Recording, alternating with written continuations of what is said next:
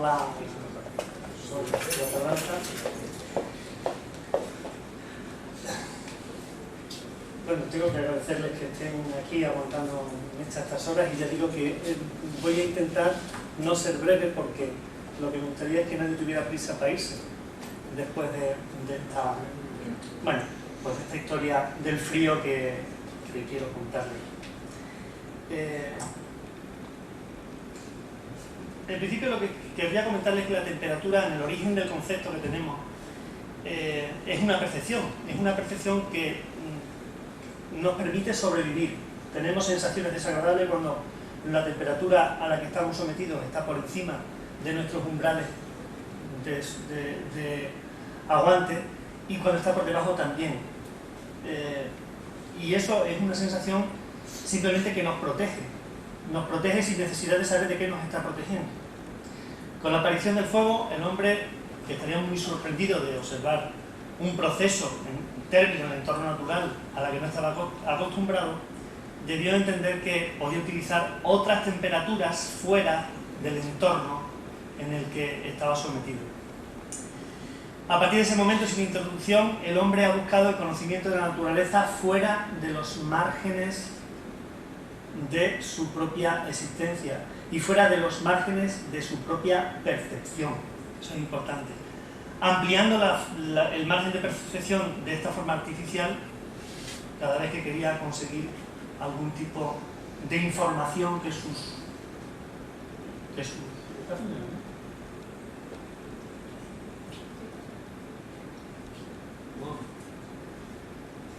algún tipo de información que sus sentidos no le aportan.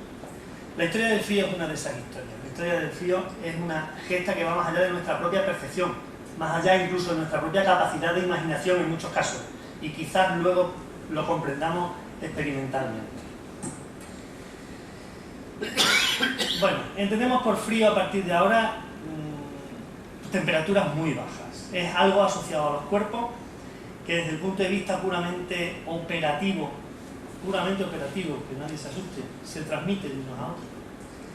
Y lo que nos interesa, además del frío en sí mismo, son las propiedades que adquieren las sustancias, las propiedades que adquieren los cuerpos cuando están sometidas a esas temperaturas tan bajas.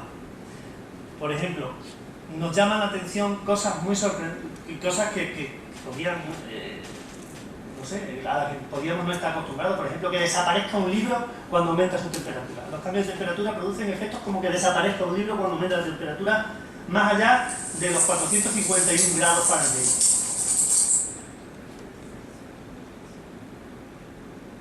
¿Por qué? Porque es la temperatura que arde el libro. El libro desaparece a esa temperatura. Bueno, lo admitimos. No nos sorprende en absoluto, por ejemplo, que el agua, cuando baja la temperatura a una determinada cantidad, se convierta en hielo. Se convierte en una piedra, una cosa que no bebemos habitualmente. No nos sorprende en absoluto. ¿Por qué? Pues porque, a pesar de ser temperaturas que están alrededor de nuestros umbrales de percepción más o menos soportables, son cosas que pasan habitualmente y a las que estamos acostumbrados. Pero, ¿qué pasa si baja todavía más la temperatura? Mirad, puede pasar, eso que veis en la pantalla, puede pasar que un trocito de imán se quede flotando encima de una pastilla cerámica de una determinada sustancia, solo porque está frío. Y eso pues es una curiosidad, pero claro, si nosotros hacemos que los raíles de un tren sean imanes y el suelo del tren se hace de ese material cerámico, pues lo que podemos encontrarnos es un tren que está flotando, levitando encima de ese raíl. Naturalmente ese tren existe, por eso os lo enseño. Ese tren existe, se llama maglev, y hay un prototipo funcionando permanentemente. Son prototipos, desde luego. Hay uno funcionando en Japón y otro funcionando en Shanghái, permanentemente. Y va sobre esos raíles flotando, no apoya en ningún sitio. Parece sorprendente, ¿no? A lo mejor cuando salgamos de aquí esta noche nos lo creemos un poco más.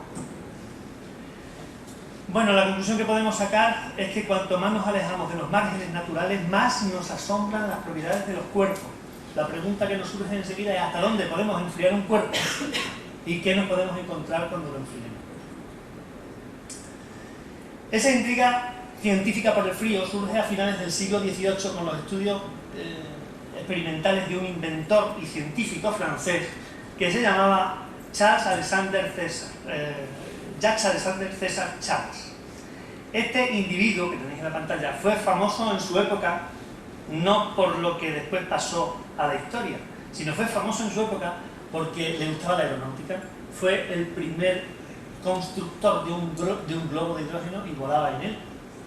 Era un individuo que era más ingeniero aeronáutico que químico o que físico. Sin embargo, pasó a la historia porque se dio cuenta que estudiando los gases que metía en sus globos, se dio cuenta que la relación que había entre la temperatura y el volumen de ese gas no era lineal. Perdón, era lineal. Eso quería decir que si yo bajaba la temperatura, bajaba el volumen. Si bajaba el doble la temperatura, bajaba el doble el volumen. Si bajaba el triple la temperatura, bajaba el triple el volumen. Y así sucesivamente. Claro, él bajó la temperatura hasta donde pudo. Y a partir de ahí, pues lo que dijo fue que si siguiésemos bajando la temperatura, tendría que llegar a un momento en que el volumen se haría cero. Haciendo sus estudios, llegó a la conclusión de que esa temperatura a la que desaparecían los gases era de aproximadamente 273 grados Celsius. 273 grados de los que nosotros usamos bajo cero. 273 grados bajo cero.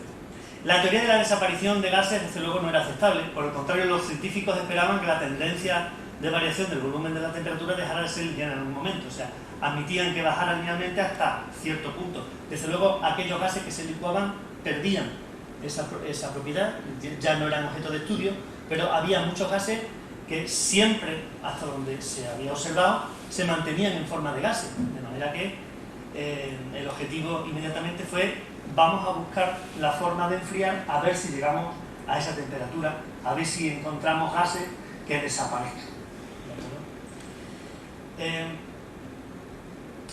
Durante los últimos años del siglo XVIII y la primera mitad del siglo XIX se desarrollaron muchas teorías que sugerían que los gases estaban constituidos por moléculas que vibraban.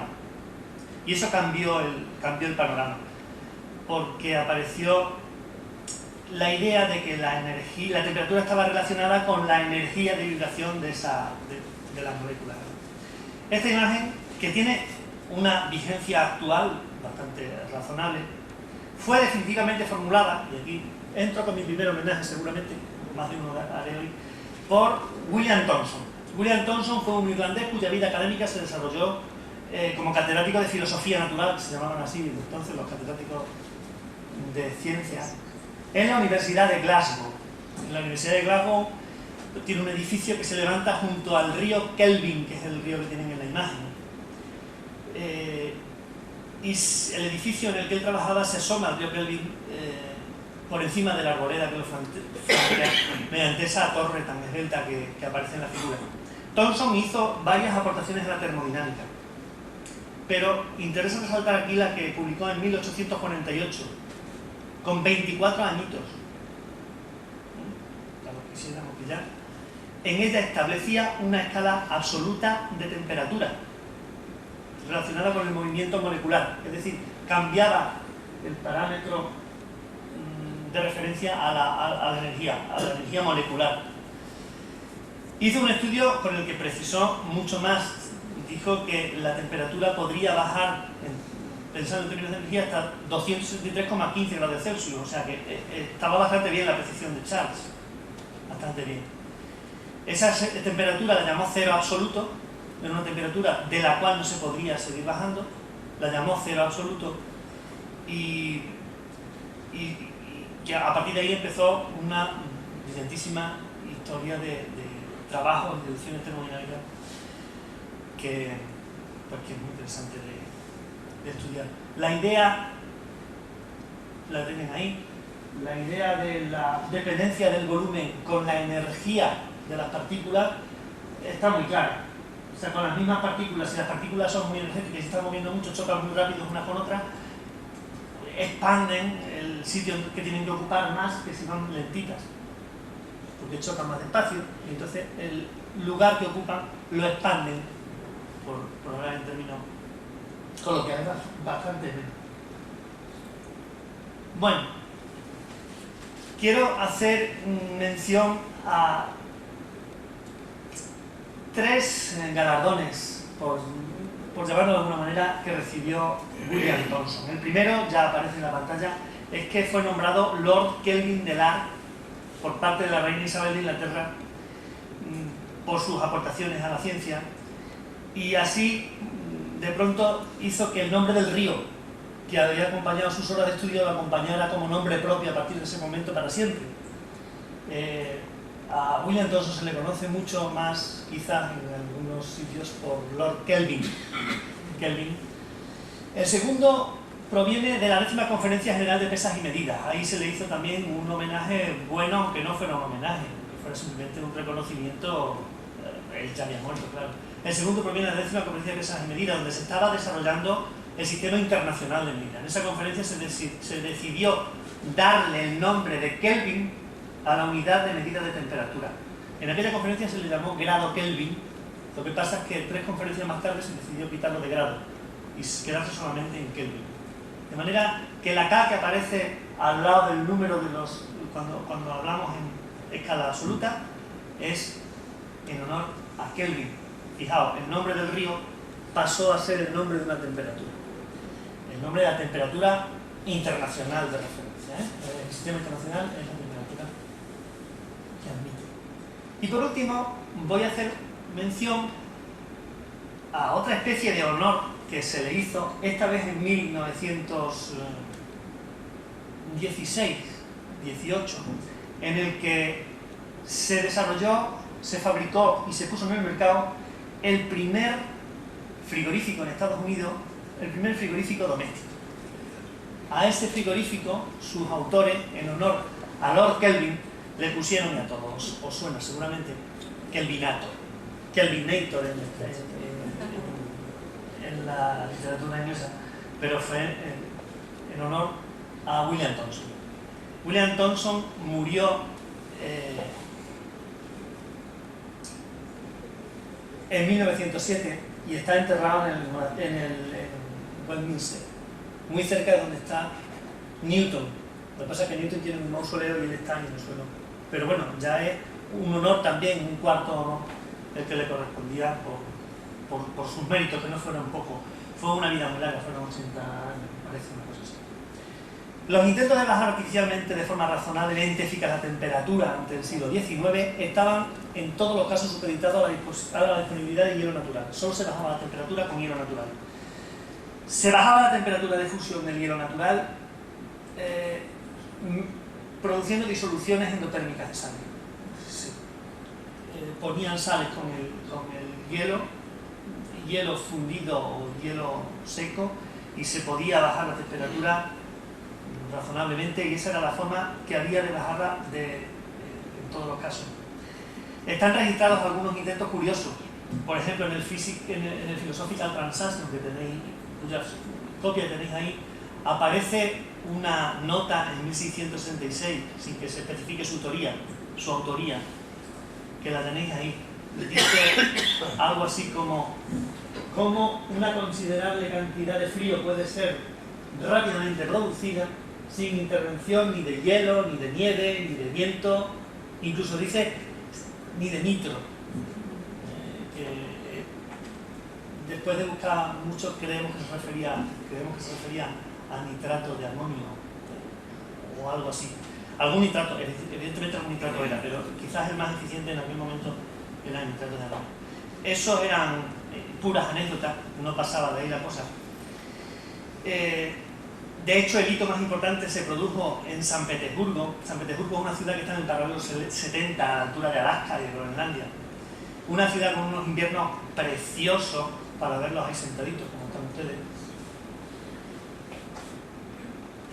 Porque, por ejemplo, ocurrió, la anécdota que les quiero relatar ocurrió el 14 de diciembre de 1759, en el que se alcanzaron los 34 grados bajo cero.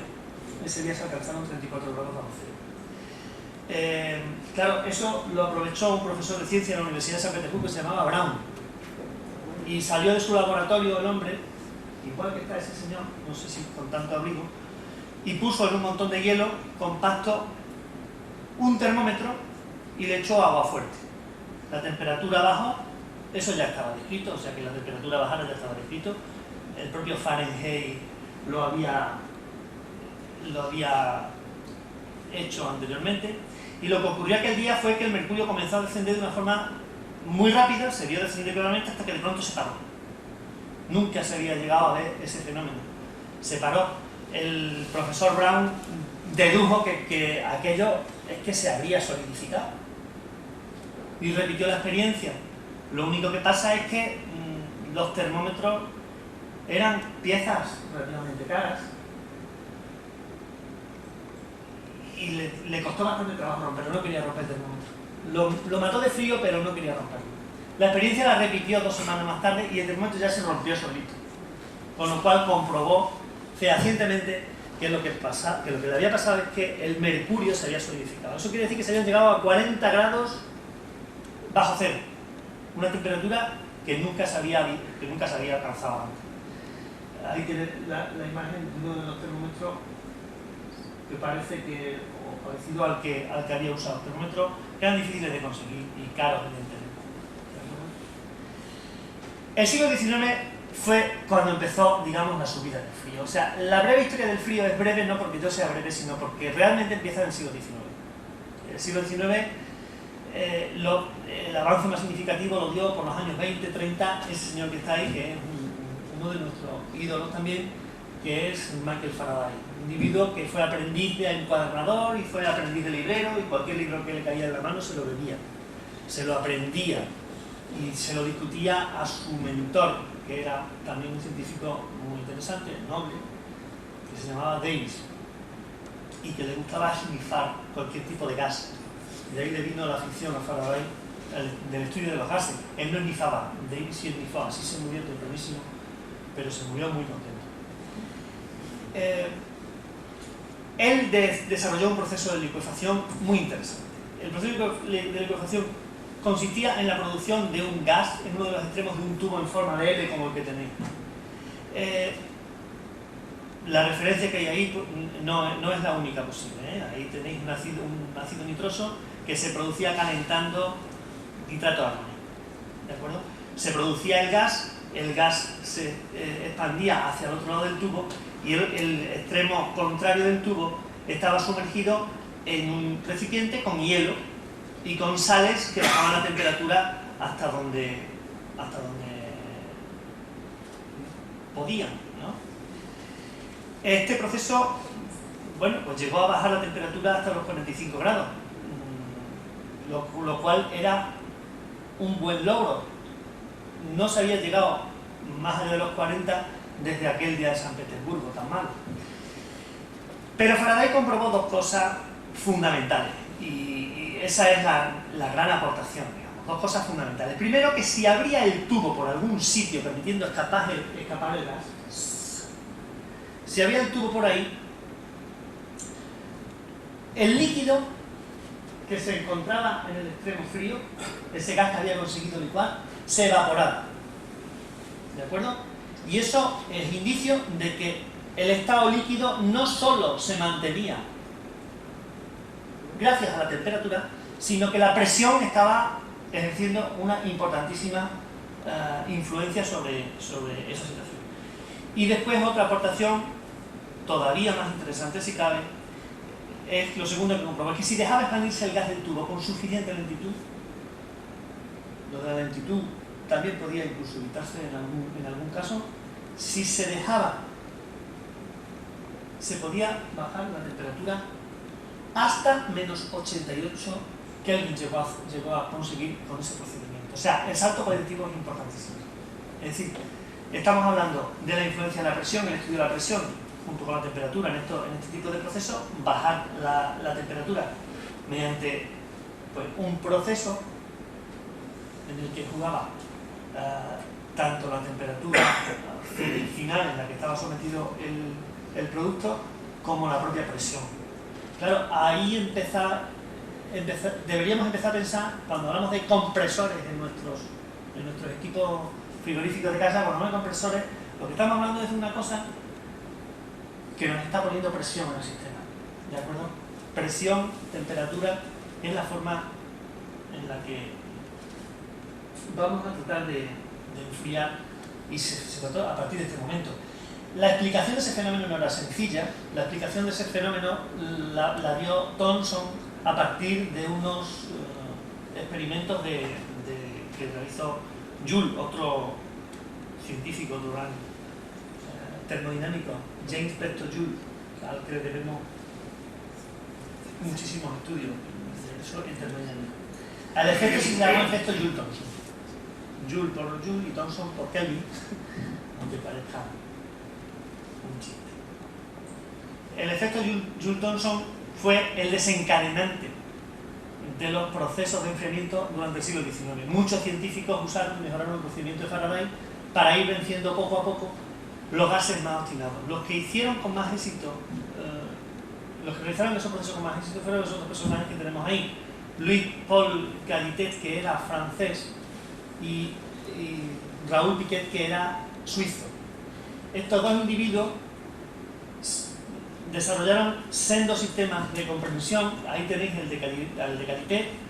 En 1877 consiguió licuar oxígeno, dejándolo expandirse tras haberlo sometido a una compresión de 500 atmósferas. Estamos hablando ya de compresiones bastante importantes. El procedimiento era el de Faraday, solo que el sistema de compresión y expansión era más eficiente.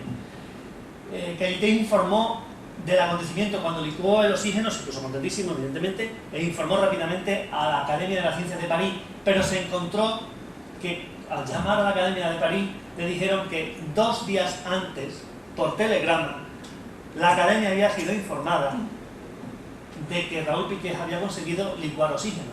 Yo supongo que a este pobre hombre le sentaría a cuerno aquella noticia, se enfadaría bastante, pero en fin, Piquet realizaba un proceso complicado de enfriamiento en cascada.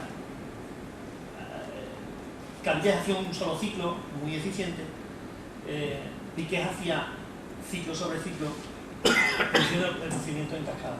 En cualquier caso, las experiencias de Piquet y Galitet hicieron bajar la temperatura lo suficiente como para licuar oxígeno, monóxido de carbono, nitrógeno y por supuesto el aire, porque el aire es casi todo nitrógeno. El aire ya se licuaba. Sus aportaciones de todas maneras le hicieron merecedores de la medalla Davis de la Royal Society, y en el acta de concesión de esa medalla pusieron por sus investigaciones que condujeron independiente y simultáneamente, se les reconoció el mérito a la simultaneidad, a la condensación de los llamados gases permanentes. Eso lo dice literalmente el acta, y bueno, aquí parece que la historia se portó al final razonablemente. La última conquista del siglo XIX vino de manos de otro científico británico, escocés, que se llamaba James Dewar. Este había sido profesor en Cambridge y como Faraday fue Fullerian Professor en la Royal Institution. Dewar hizo muchas cosas, pero en 1898, ya cayendo el siglo XIX, en 1898 logró licuar el gas más ligero que hay en la naturaleza, que es el hidrógeno. Ese que tenemos ahí, logró licuarlo. Su aportación consistió en realizar el mismo proceso de expansión, ahí aparece el ciclo, el mismo proceso de expansión, solo que almacenando, la compresión lo hacía sobre el propio gas y lo almacenaba en unos depósitos que él mismo desarrolló. Unos depósitos que se llamaron después vasos Dewar o simplemente Dewars. Cuando hablamos de un Dewar nos estamos refiriendo a un termo con las especificaciones que os cuento ahora. Es simplemente una vasija que tiene son dos vasijas concéntricas. La de dentro está recubierta especularmente, de manera que es un espejo puro, evita las radiaciones, evita que se pierda energía por radiación, calor por radiación, y entre los dos está hecho el vacío, de manera que evita que se pierda calor por conducción. De manera que en esos vasos Dewar se mantenía a temperaturas bajísimas el hidrógeno, y podía obtener durante bastante tiempo temperaturas que permitían mejorar el proceso. También fue nombrado Lord Dewar, por sus... Ahí tenéis un vaso Dewar. Aunque el aspecto de los vasos Dewar, luego os enseñaré uno de verdad. Son... pueden tener muchas formas. Bueno, pues el siglo XX, esto ocurría en el 98, el siglo XX supone la derrota del gas. Parece que a partir del mediados del siglo XIX los científicos se habían convertido en guerreros contra los gases. A toda costa había que acabar con los gases, conseguir licuar los gases. Bueno, pues a principios del siglo XX la guerra contra los gases estaba prácticamente terminada. El último bastión que quedaba en pie, el último gas que no había sido posible licuar nunca, era pues el más ligero de los gases nobles, el helio, un gas abundante en el Sol y que en la Tierra se había descubierto libre hacía muy poquito tiempo. Muchísimos grupos de científicos estaban como locos por ser el primero en licuar helio, para alcanzar esa temperatura desconocida. Fijaos que es a la temperatura a la que ya no existen los gases. Estamos hablando de buscar una temperatura a la que ya no existen los gases. Claro, nosotros no podemos imaginar un mundo sin gases, pero a esa temperatura ocurre, ¿de acuerdo? En donde se ganó la última batalla contra los gases y con ella la guerra fue en la Universidad de Leiden. La Universidad de Leiden es una universidad prestigiosísima por muchas otras cosas, o sea, en electricidad, en termodinámica, en mecánica. Son una de esas universidades que parece que han caído en él. Claro, siempre los grandes enseñan a los grandes. Y ahí parece que había un circuito cerrado interesantísimo. Bueno, en esa universidad, en la de Leiden, en Holanda, en la ciudad, curiosamente, en la que abrió los ojos el genio barroco que puso en los lienzos los ojos más tristes que yo he visto en la vida. Rembrandt, ahí nació Rembrandt. En 1894, en esa ciudad de Leiden, fue puesto al frente del laboratorio de física un holandés, un físico holandés llamado Kemmerly Ons, antiguo alumno de la Universidad de Heidelberg, en donde había sido discípulo de los físicos Bunsen y Kirchhoff, otros dos monstruos tanto de la termodinámica como de otros campos. Kemmerly Ons convirtió el laboratorio que había cogido, lo convirtió enseguida en un laboratorio de bajas temperaturas. Sus logros fueron tan esperanzadores desde los primeros momentos que en la universidad se decía que el punto más frío de la Tierra estaba en el hilo. Y era verdad. En ningún otro sitio se habían conseguido temperaturas tan bajas hasta aquel momento. Tenían la etiqueta en la Universidad de Leiden, en ese laboratorio, de ser el lugar más frío de la Tierra.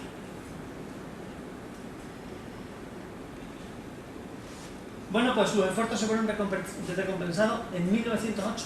En 1908 fue el año en el que el hielo contenido en las cámaras de frío del laboratorio dieron evidencia de estar en estado líquido. Nobel lo explicaba así en su conferencia, cuando le dieron el premio Nobel, que se lo dieron en 1913, dijo en su conferencia: fue una visión maravillosa cuando el líquido, que casi no parecía real, fue visto por primera vez. Esto ocurría a 268,9 grados bajo cero. Estamos hablando de aproximadamente 4 grados sobre ese cero absoluto, sobre ese límite que no se puede alcanzar. Exactamente son 4,2. Ahí en esa imagen lo vemos con Van der Waals, que fue premio Nobel 3 años antes. Es que se hacen amigos entre ellos y después se explican las cosas y claro, así se obtienen los premios Nobel muy fácil. Bueno, pues el mismo año que se aislaba el helio por primera vez, nacía en Canadá, en las cataratas del Niágara, precisamente, el que dio el siguiente paso en esta carrera del frío.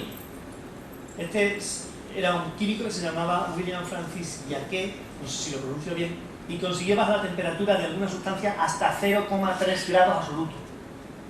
El procedimiento que usó se llama desmagnetización adiabática, es un poquito más enrevesado, pero bueno, también se puede explicar en términos generales. Él se dio cuenta de que había ciertos materiales que son materiales paramagnéticos, que cuando los magnetiza se calientan y cuando los desmagnetiza se enfrían. Entonces, ¿qué hizo? Pues cogió estos materiales, los magnetizó y cuando los tenía muy magnetizados, los enfrió hasta la temperatura más baja posible en aquel momento. Cuando estaba el material magnetizado a la temperatura más baja posible en aquel momento, lo desmagnetizó y se enfrió más. Con lo cual se llegaron a conseguir llegó hasta los 0,3 grados absolutos. Ya estábamos muy próximos al cero absoluto. Bueno, Giesecke murió muy joven, obtuvo el premio Nobel en 1949. Premio Nobel esta vez de química, curiosamente. Y el estado actual, para terminar con esta guerra, con esta carrera, en la actualidad, un siglo después de que Kepler-Lyons alcanzara los 4 grados y licuara el helio, un siglo después, se ha llegado con unos pocos átomos, y solo con unos pocos átomos, a la temperatura de un nanokelvin. Un nanokelvin es 1 dividido por 10 elevado a 9, 0 nueves. O sea, perdón, 9 ceros. O sea, muy chico. Un nanokelvin, 0,00001 kelvin. Estamos prácticamente en el cero absoluto. En términos clásicos, en términos de Lord Kelvin, podríamos decir que se han llegado a parar energéticamente los átomos, esos pocos átomos, a parar energéticamente. En términos cuánticos, porque esto ya entra dentro del terreno cuántico, que es la parte surrealista de la física, en términos cuánticos se habla de estados condensados. Estados condensados. Esta rareza, que puede parecer una rareza de última hora,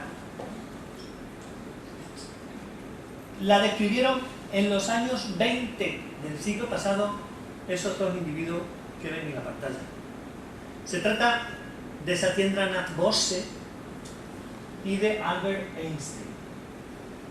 Ellos, con un papel y un lápiz, dedujeron por procedimientos cuánticos que la materia podía llegar a un estado en el que las partículas serían absolutamente indistinguibles unas de otras, se llaman bosones, en honor precisamente a Bose, y ese estado energético no puede ser superado, claro, estamos en el cero, estamos hablando del cero absoluto. Lo que veis abajo sería el límite, es decir, la cajita de antes con las moléculas agitándose. Cuando dejan de agitarse dejan de ser distinguibles, no podemos saber cuántas hay, sabemos solamente que están ahí, distinguiéndolas. Con las debidas precauciones, porque claro, estamos pisando la física cuántica y las imágenes son absolutamente surrealistas. Ese estado condensado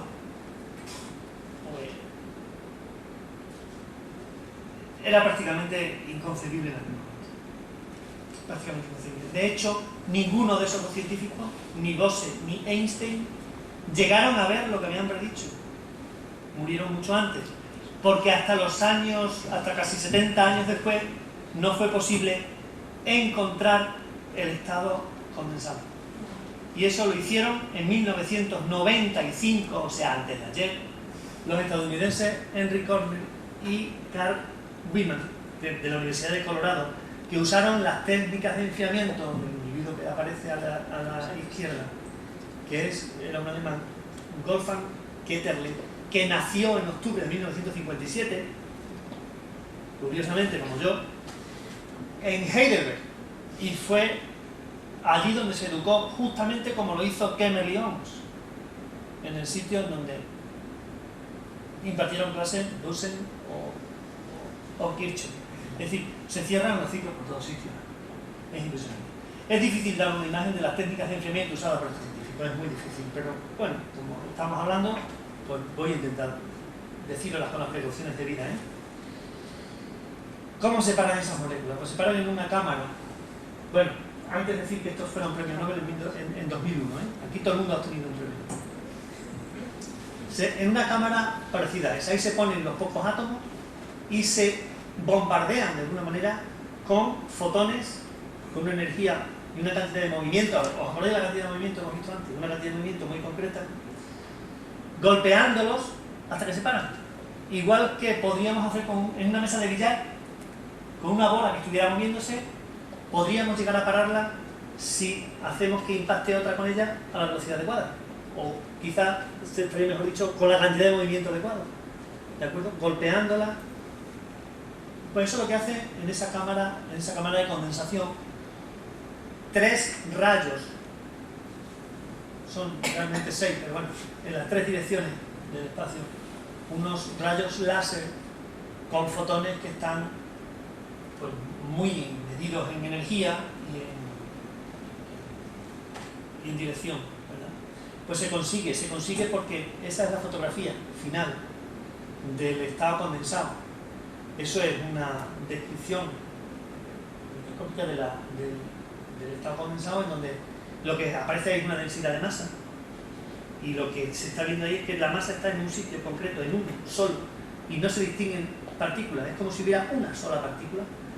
La primera de las imágenes no está todavía el estado totalmente condensado. Son distinguibles las zonas en donde hay diferentes átomos. En la imagen de la derecha ya la densidad corriente está concentrando prácticamente en un punto. Toda la masa, todos los átomos están prácticamente en el mismo sitio. Ahí estamos en el nanokelvin. Y bueno, el futuro dirá a dónde llegaremos. Hoy por hoy pasar de ahí no es fácil. Bueno, pues ustedes perdonen por las molestias y muchas gracias.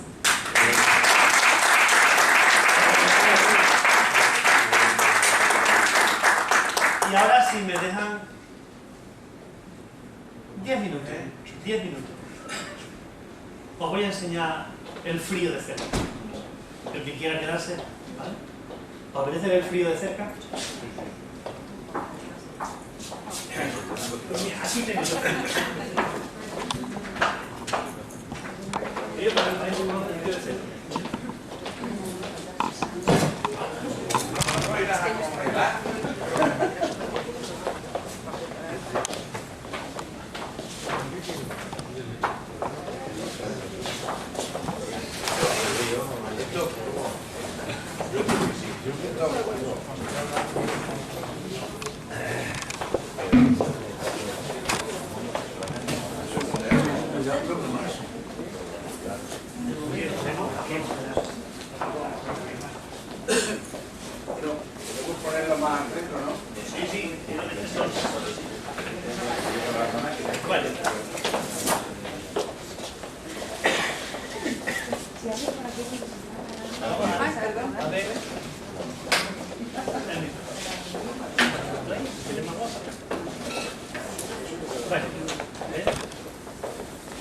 Esto es nitrógeno.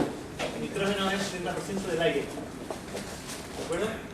Es cuando está en estado gaseoso, es igual de inerte que cuando está en estado líquido. Es decir, es una cosa absolutamente inerte, ni arde ni nada, no es peligrosa, solamente cortita. Bueno, cortita. Tenemos gomas por ahí. Vamos a ver qué hace más cosas que cortita si no se tiene cuidado, claro. Pero bueno, echamos la mano.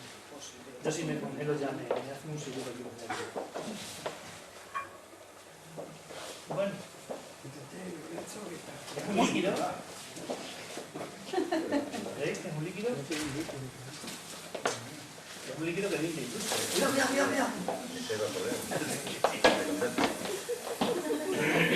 No se asustan. Vamos, Reme, ¿te quieres quemar? Échale un poquito. Échale un poquito, acércate.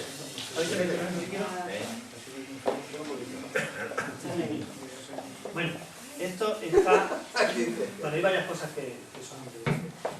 Esto, el nitrógeno líquido está a 77 198 bajo cero. Claro, son temperaturas que ni son habituales ni están cerca a nuestro margen de habitabilidad.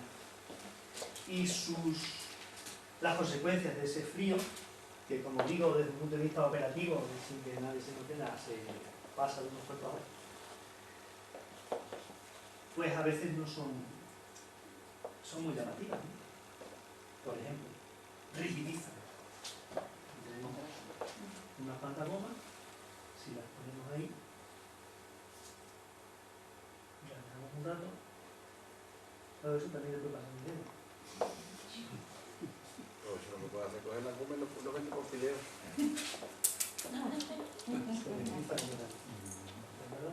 Claro, ahora esta rígida, en cuanto se calienta otra vez, vuelve a sus propiedades normales. Y vamos a hacerlo.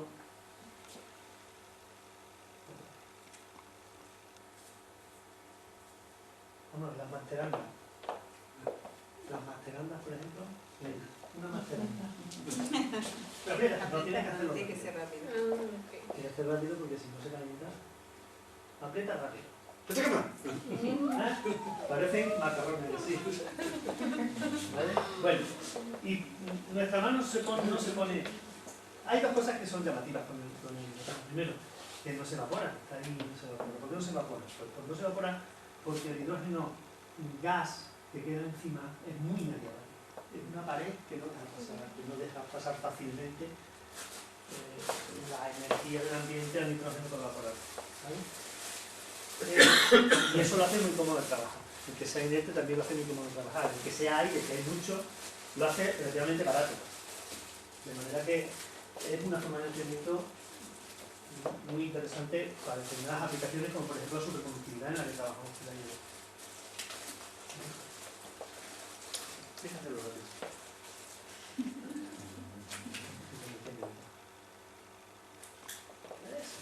Sueño, ¿no? ¿Alguien quiere romper gomas? ¿Alguien quiere probar?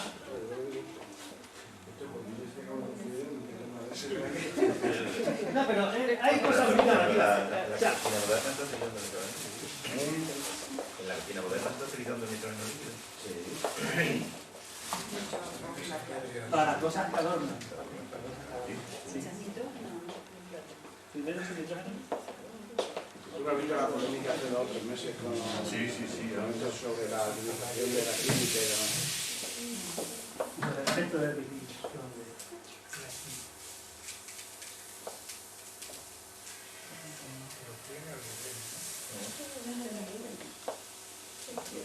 Estoy un buen.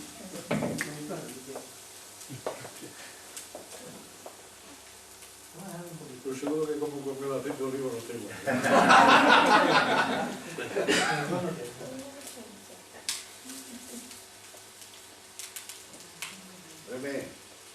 ¿Qué más? Va a salir la Pero, saliendo, Tras del pan.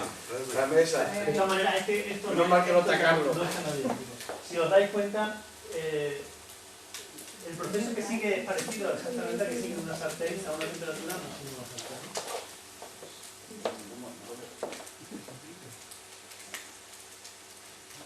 Pero como dice... Pero no se puede comer, ¿no? No, porque no lo seréis capaz ni de cogerlo en principio. Está a temperatura de ¿no? O sea, está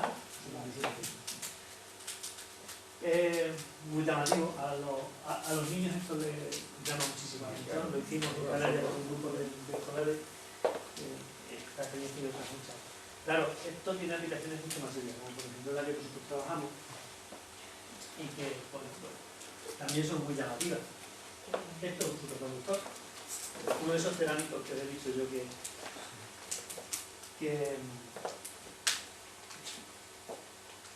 sobre que pones un imán y si el material está en estado superconductor, pues le evitará.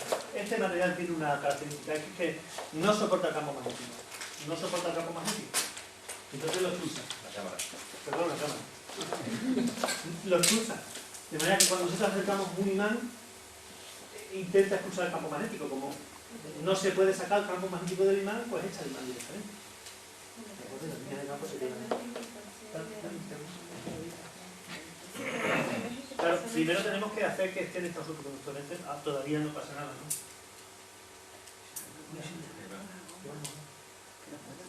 Esto está encima. Ahora mismo el campo magnético del imán pasa dentro del material, ¿no? Pero cuando baja la temperatura,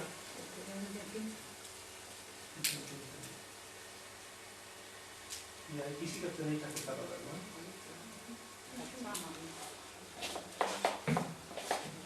Hay que esperar un poquito, porque tiene que bajar la temperatura. El cerámico es mal conductor del calor, por lo tanto, para que alcance la temperatura, para que baje la temperatura, sí, para que alcance la temperatura, tenemos que esperar un poco.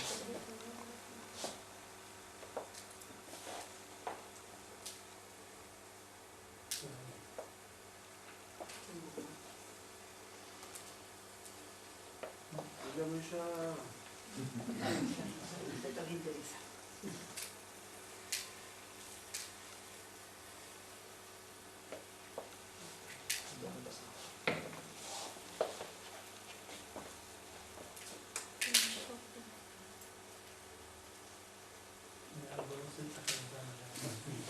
De todas maneras, todavía Luego está, vuelve a huevo normal. Está como la goma, se puede tocar. está muy frío, tócalo rápido. Claro, está como la goma. Se puede romper, ¿no? Oye, lo que pasa es que ese huevo es difícil de mojar un poco.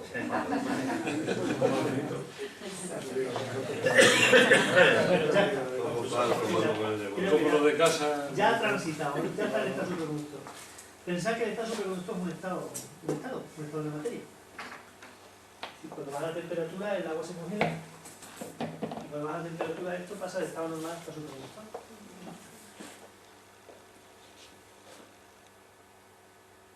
Ah, no, tenía que acercar y que me mire. Está flotando encima del agua. Lo ha conseguido. Eso es lo de... ¿Eh?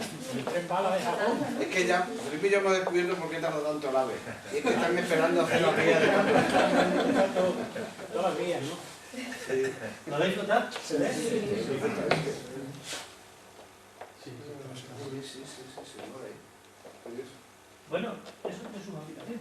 Nosotros tenemos hecho un pequeño prototipo de demostración de cómo un sistema mecánico puede evitar los apoyos físicos, los apoyos mecánicos. Entonces,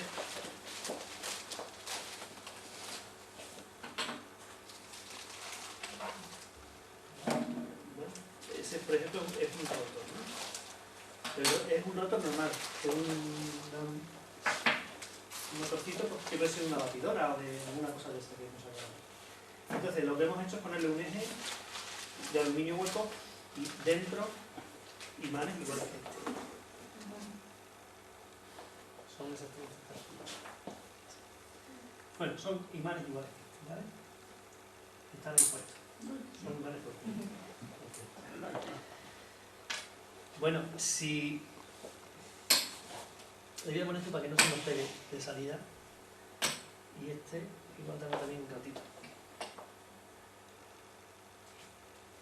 El principio es el mismo.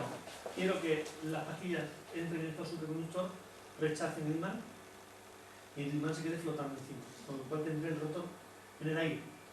Cualquier acción, como por ejemplo la de este medio estatua que tenemos ahí cortado, alimentado con corriente eléctrica, pues produciría un movimiento sin prácticamente rozamiento.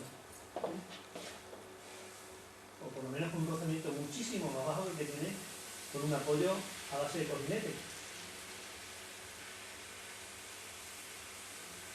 Por muy bueno que sean los colinetes.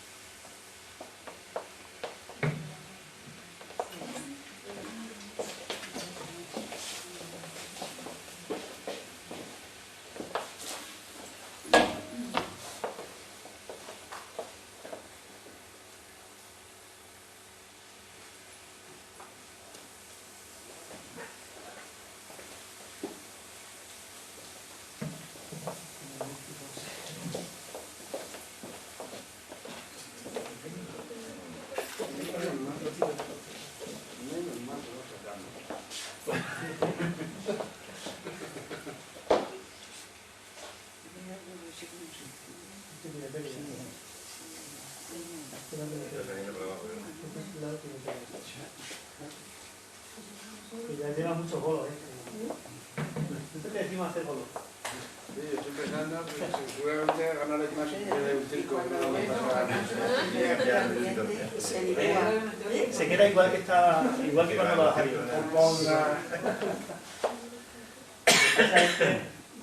Fijaos la resistencia que le tiene.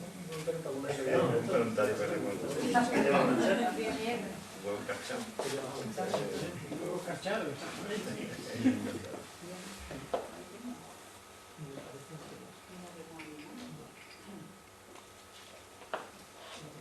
¿Qué se está viendo ahí?